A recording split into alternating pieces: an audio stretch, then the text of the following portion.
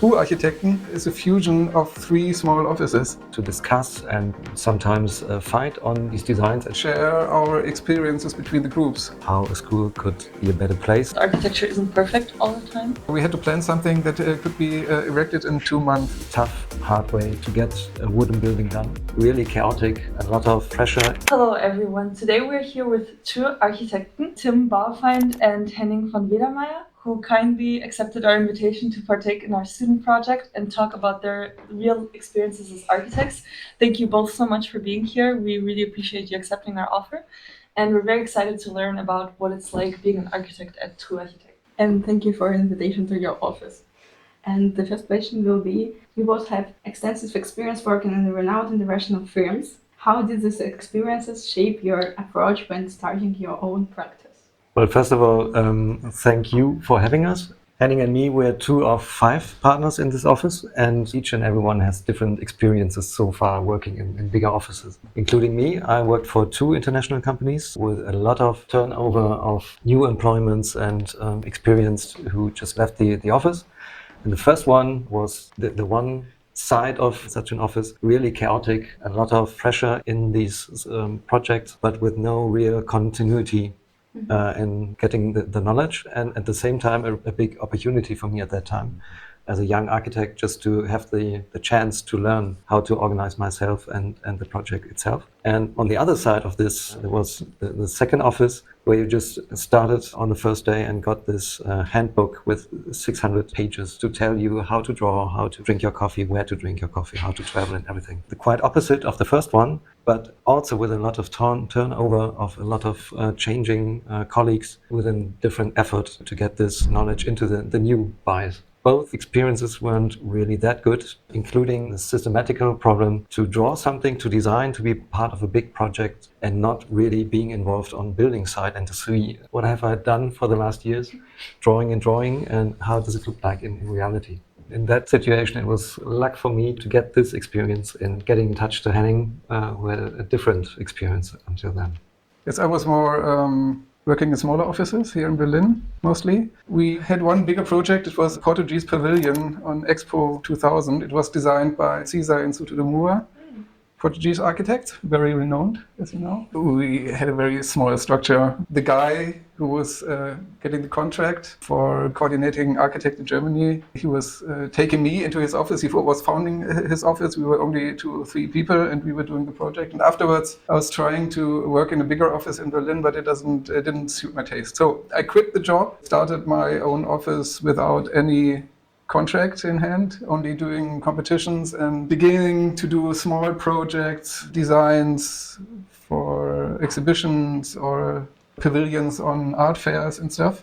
And when I got my first bigger project, a workshop for a carpenter, I think we met somewhere, I don't know, and we were talking about it. And Tim has been fed up with his job in a big, renowned international office. And as he said, there was never the touch into the execution and into the details. And that was what I was always doing. I was designing and doing all the sides of production. So we joined our forces, and I think 4 or 5 years afterwards, we were founding TRU Architects. And TRU Architekten actually is a fusion of 3 small offices. Everyone brought their own expertise. We were working on workshops and developed our workshop expertise into Betriebshilfe, what is it? Infrastructure influenced, like mixed-use office, cars and stuff. Firefighters and stuff like that. Now we have a broad knowledge about all different typologies in architecture. That's a very interesting story of how it came to be that you guys kind of merged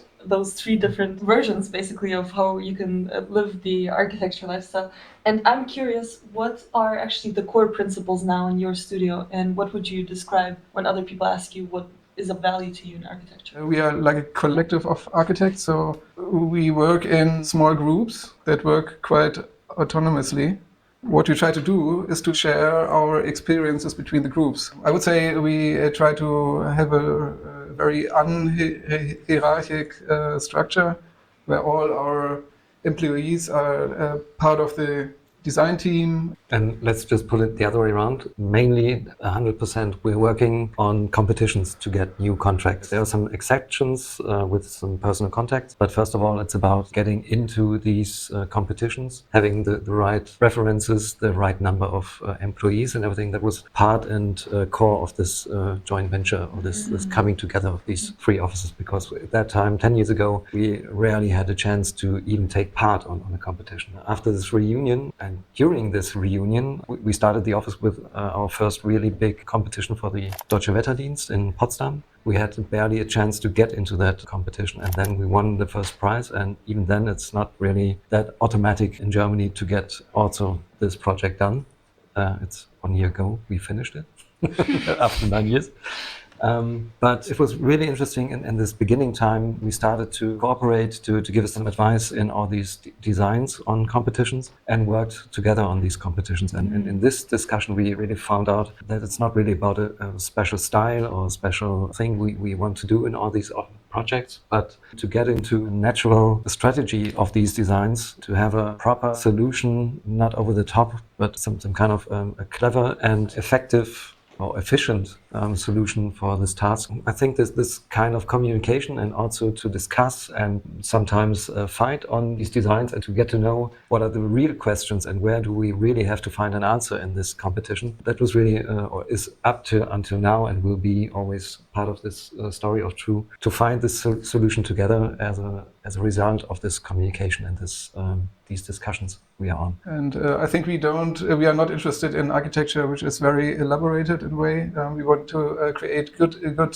spaces and beautiful spaces, but we usually work with relatively simple methods and materials, I think. As young architects, we are interested in a decision-making system in architecture offices. So can you please explain us how the main decisions are made here in your office? Okay, as I told you, we are working in groups that work on a certain project.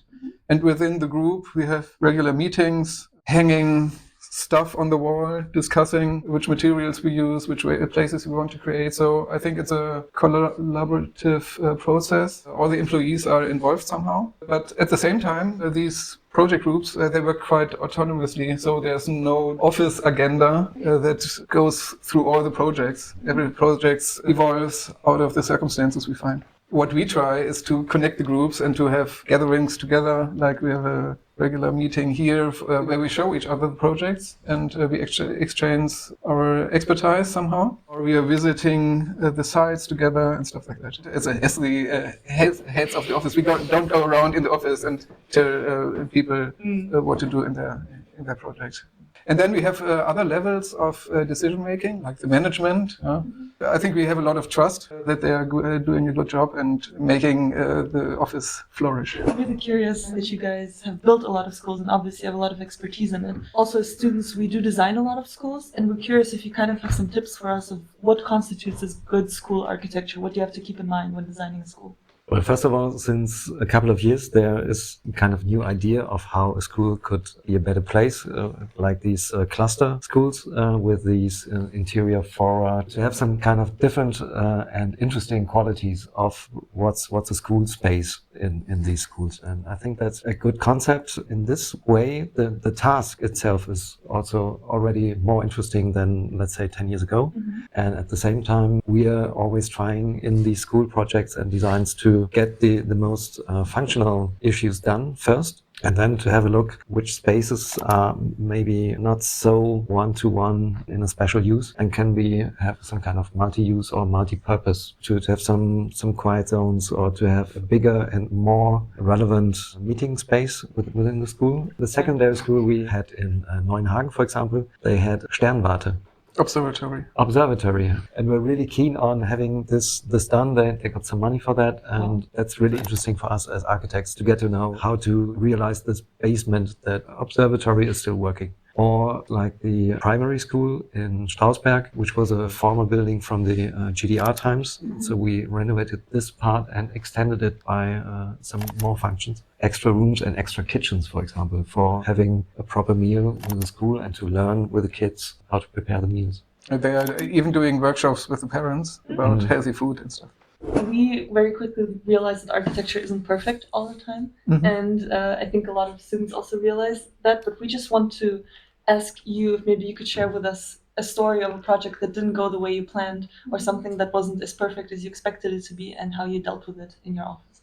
Okay, I would say that happens sometimes, but generally you have, in every project, you are facing problems. It would be crazy if you would say, okay, that's it for me. Yeah, we skip the project.